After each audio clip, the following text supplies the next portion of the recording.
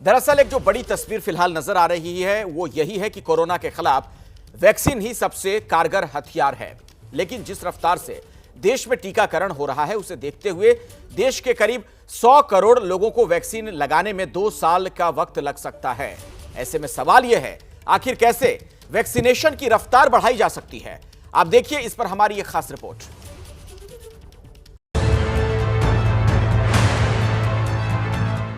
शमशान की ये तस्वीरें एक बार फिर कोरोना महामारी के खतरे का अलार्म बजा रही हैं। दिल्ली में हर रोज करीब 15 शव शमशान और कब्रिस्तान लाए जा रहे हैं। कुछ ऐसा ही हाल देश के दूसरे शहरों का भी है। देश में कोरोना का संक्रमण कितना विकराल होता जा रहा है, इसका अंदाजा इसी से हो जाता है कि 1 अप्रैल को जहां देश में 72,330 कोरोना केस सामने आए थे, वहीं 10 अप्रैल को यह आंकड़ा 1,45,000 के पार पहुंच गया। खास बात तो यह है कि अप्रैल महीने में अमेरिका और ब्राजील जैसे देशों को पछाड़कर भारत कोरोना संक्रमण के मामले में नंबर 1 बन गया है। इस वक्त देश में करीब 10,40,000 कोरोना के एक्टिव केस हैं और पिछले 9 दिनों में ही 8,38,000 कोरोना केस सामने आए हैं। और यही वजह है कि अस्पताल से लेकर शमशान तक कोरोना की मार ऐसी है कि चिताओं के लिए भी रिजर्वेशन हो रहा है। नवंबर के मुकाबले में आज अब दिल्ली में इतने मामले सामने आए हैं, जिसके बाद मौतों के आंकड़े भी कोरोना के चलते बढ़ते जा रहे हैं। तो निगमबोध घाट में भी कोरोना के शवों के लिए प्लेटफॉर्म्स रिजर्व किए जा रहे हैं। कोरोना की समस्या एक बार फिर से तेज़ी पकड़ती हुई नज़र आ रही है और एक डर जो कोरोना का है वो बढ़ गया है, जिसके चलते तमाम इंतज़ामात जो हैं वो शमशान घाटों और कब्रिस्तान पर भी किए जा रहे हैं। देश में तेजी से पैर पसार रहे कोरोना को कंट्रोल करने के लिए वैक्सीन ही सबसे अहम हथियार माना जा रहा है। और यही वजह है कि टीका लगाने की मेरी बारी कब आएगी, ये सवाल इन दिनों हर किसी के जहन में घूम रहा है। कहा गया आज वैक्सीन खत्म हो गया है, सोमवार को आइए।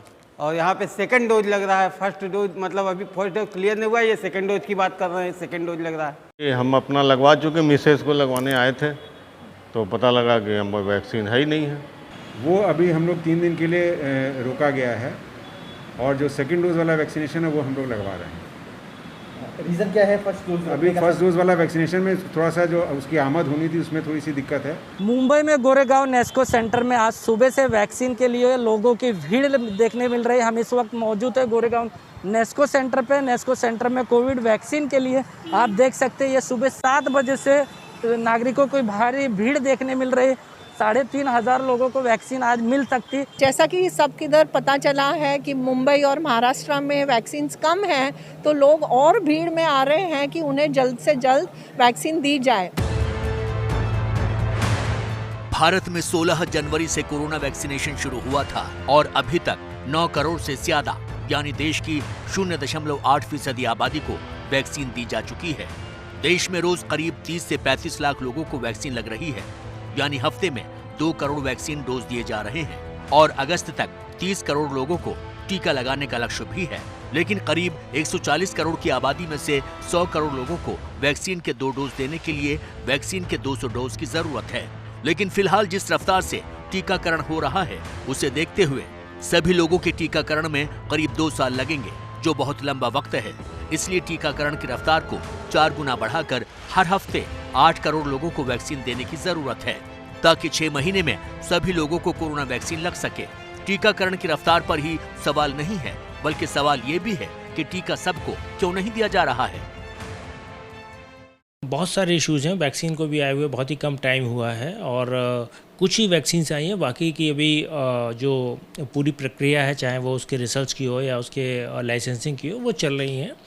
और जब कैपेसिटी लिमिटेड होती है, जब वैक्सीन की सप्लाई लिमिटेड होती है, तो हमें लोगों को प्रायोरिटाइज करना पड़ता है कि किन लोगों को सबसे पहले वैक्सीन दें और किन लोगों को बाद में दें। तो यही बात है कि अगर हम एक साथ सारे लोगों के लिए खोल देंगे तो शायद ऐसा भी हो सकता है कि जिन लोगों को ज़्यादा ज़रूरत है, जैसे हेल्थ केयर वर्कर्स हुए, फ्रंट लाइन पे हुए, जो कोमॉर्बिड कंडीशंस के हुए, तो उन लोगों में से काफ़ी लोग ऐसे हो सकते हैं जो वैक्सीनेटेड नहीं रहे और ख़तरा ज़्यादा रहे, तो उस वैक्सीनेशन प्रोग्राम का कोई फ़ायदा नहीं है।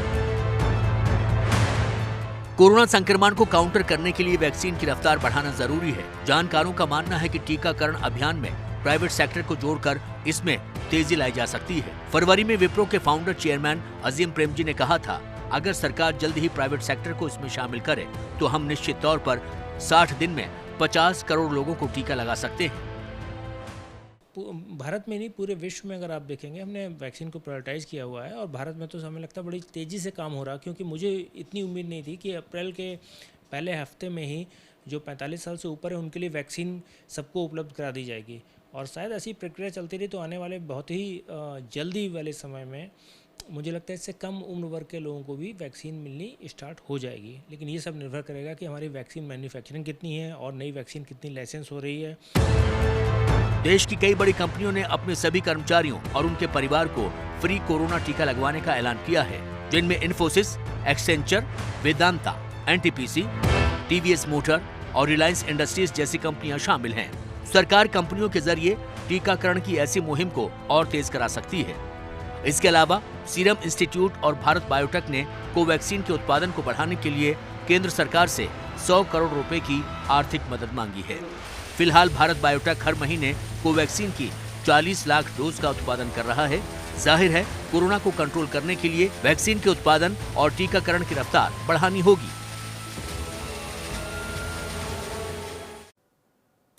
देखिए, भारत में सिर्फ आज की बात की जाए तो कोरोना के 1,45,000 से ज्यादा नए केस सामने आ गए हैं और ये बहुत चिंताजनक बात है। कोरोना की जो दूसरी लहर है, इसका पलटवार बच्चों पर भी बहुत भारी पड़ रहा है। जानकारों का तो ये मानना है कि ये बच्चों के इम्यून सिस्टम पर सीधा अटैक करके उन्हें बीमार बना रहा है। बच्चों की मृत्यु दर में भी इजाफा देखने को मिल रहा है। तो आइए समझते हैं ऐसा क्यों हो रहा है, इसके लक्षण क्या हैं और बच्चों को आखिर इस लहर से कैसे बचाया जाए।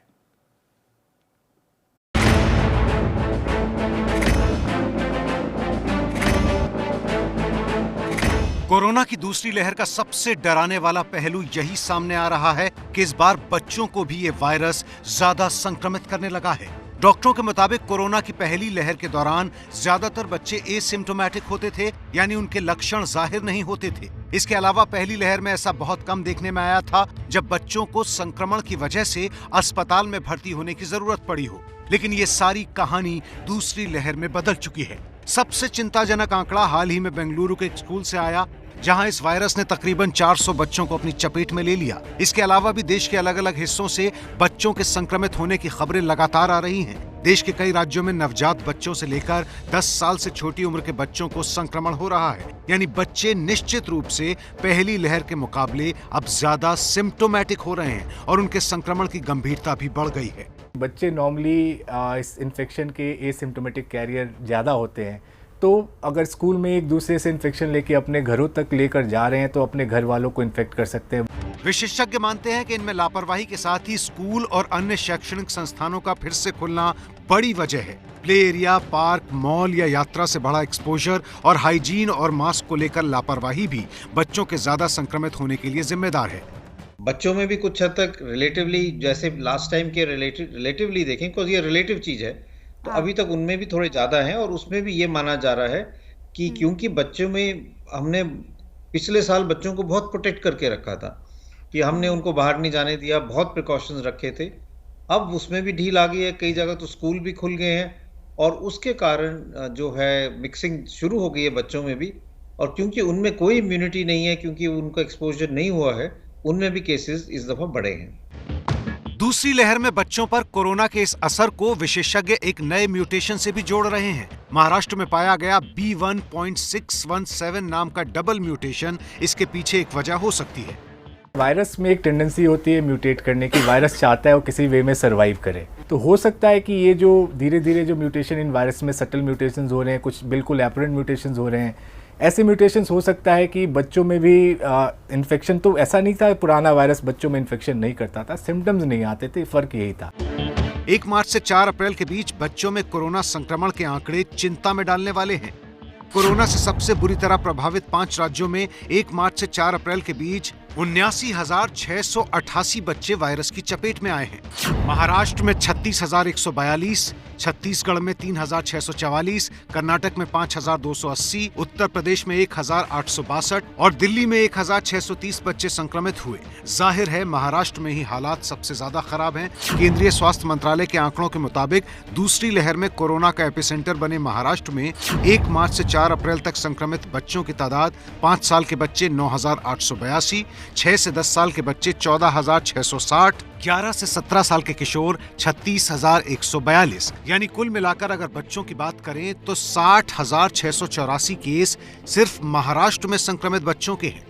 डॉक्टरों का मानना है कि वायरस का ये नया स्ट्रेन घातक भी हो सकता है। इनमें मल्टी सिस्टम इन्फ्लेमेटरी सिंड्रोम, जो एक रेयर ऑटो इम्यून कंडीशन होती है, जो बच्चों के इम्यून सिस्टम पर हमला कर उन्हें गंभीर रूप से संक्रमित कर सकती है, जिससे बच्चों की जान को खतरा भी हो सकता है। इसलिए बच्चों को लेकर और ज्यादा सावधानी बरतने की जरूरत है। सवाल ये कि किस तरह के संकेत और लक्षणों पर ध्यान देना चाहिए।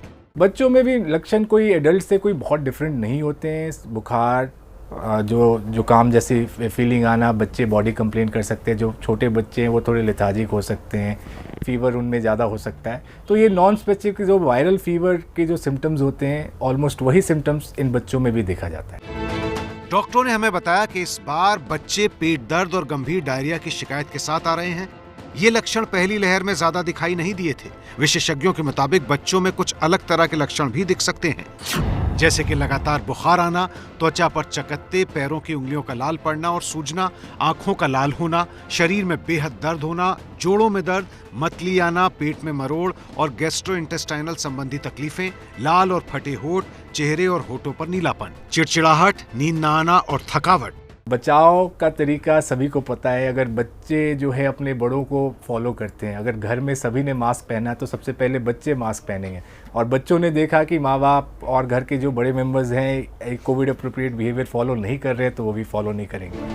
दुनिया भर में जो वैक्सीन उपलब्ध हैं वो 18 साल से कम उम्र के लोगों को नहीं दी जा सकती। तो बड़ा सवाल ये है कि बच्चों के लिए वैक्सीन कब आएगी। बच्चों के लिए भले ही अभी वैक्सीन उपलब्ध नहीं है, लेकिन बच्चों पर वैक्सीन के ट्रायल शुरू हो चुके हैं। भारत में भी सीरम इंस्टीट्यूट अक्टूबर तक बच्चों के लिए टीका लाने की तैयारी में है। वहीं अमेरिका में इसी हफ्ते मॉडर्ना ने 2 से 12 साल के बच्चों पर कोरोना वैक्सीन का ट्रायल शुरू किया है। इसे किड कोव अभियान के नाम से जाना जा रहा है। ब्रिटेन में एस्ट्राजेनेका ने फरवरी में 12 साल से अधिक उम्र के बच्चों के लिए टीके का परीक्षण शुरू किया था। वहीं फाइजर की mRNA वैक्सीन पर भी शोध चल रहा है और इसके ट्रायल छोटे बच्चों और शिशुओं पर भी करने की प्लानिंग है। लेकिन फिलहाल जो हालात हैं उनमें बच्चों के लिए वैक्सीन उपलब्ध होने में इस साल के अंत तक का वक्त लग सकता है। तब तक सावधानी ही उपाय है। हाथ धोना, सोशल डिस्टेंसिंग रखना और मास्क पहनने के लिए बच्चों को किसी भी हाल में तैयार करना घर के बड़ों की जिम्मेदारी है। कोरोना से बच्चों को भी बचाना है।